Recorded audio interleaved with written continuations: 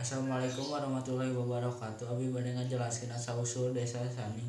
Desa Sani tidak begitu dikenal oleh masyarakat kebanyakan. Walaupun begitu, Desa Sani mempunyai kenangan tersendiri yang tidak mudah dilupakan oleh penduduknya. Desa Sani sebenarnya berasal dari sebuah sedang yang ditempati oleh seekor bulus berjelmaan dari seorang abdi Sunan Bonong.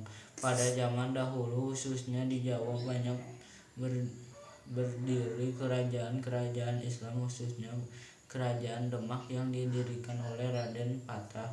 Di Demak terkenal para wali yang giat menyebarkan agama Islam. Para wali itu berjumlah 9 orang dengan 10 wali songo. Di antara kesembilan wali itu terdapatlah seorang wali bernama Sunan Bonong. Pada suatu hari Sunan Bonong akan pergi ke Gunung Muria untuk berjumpa Sunan. Di tengah perjalanan, beliau merasa haus dan kegerahan karena matahari yang begitu